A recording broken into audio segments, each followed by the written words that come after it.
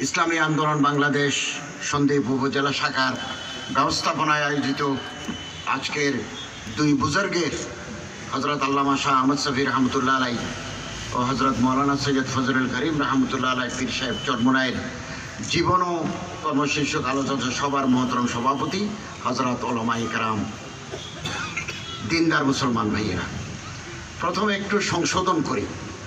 আমারে আপনারা লিখেছেন আল্লামা শাহ আহমদ শফি সাহেব রহমতুল্লাহ আলাইহির খলিফা, একথা সত্য নয়। আমি হজরতের মুরিদ, হজরতের ছাত্র।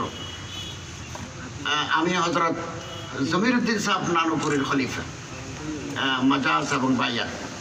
তো এটা ভুল বুঝাবুঝি হয়, এগুলো নিয়ে নানা কথা হয়, একটু জেনে শুনে এটা করা উচিত ছিল। যাক, সংশোধন করে দিলাম। আগামীতে আল্লাহ তাআলা আমাদের আরও বেশি কাজ করার তৌফিক এনায়েত করুন।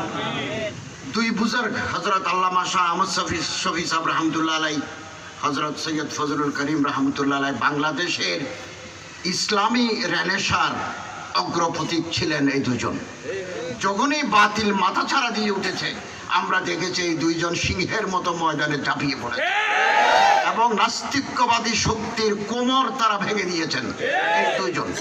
এবং আমি আজ থেকে বহু বছর আগে 92 সালে আমি কলেজে শিক্ষক হিসেবে যোগ দিয়েছি। এর আগে আমি একটা সরকারি মাদ্রাসার আরবির প্রভাষক ছিলাম 1987, 88, 89, 90। এই সময়ে পীর সাহেব কক্সবাজার যাওয়ার পথে সাতকানির উপর দিয়ে যাওয়ার সময় একটা পথসভা করেছিলেন। আমরা শিক্ষক হিসেবে ওখানে গিয়েছি।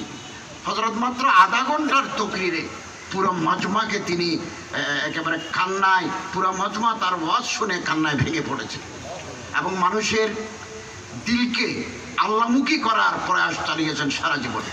এই দুই বুজুর্গ তারা চলে গেলেন, আমাদের জন্য রেখে গেছেন তাদের আদর্শ।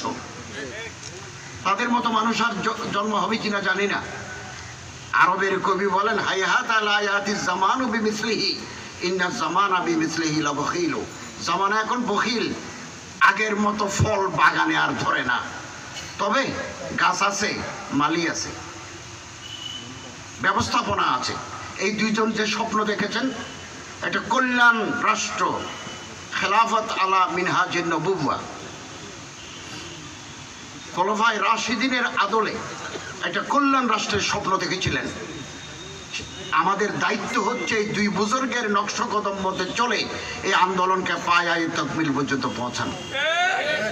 এবং আলহামদুলিল্লাহ দুটো সংগঠন দুজনে জন্ম দিয়েছেন। জন্ম বলা ঠিক হবে না, আহমদ শফি সাহেব রহমতুল্লাহ আলাই হেফাজতের জন্ম দিয়েছেন এবং হজরত মৌলানা সৈয়দ ফজলুল করিম সাহেব আগে থেকেই সংগঠনের উনি মুদির হিসাবে, আমির হিসাবে কাজ করে যাচ্ছেন।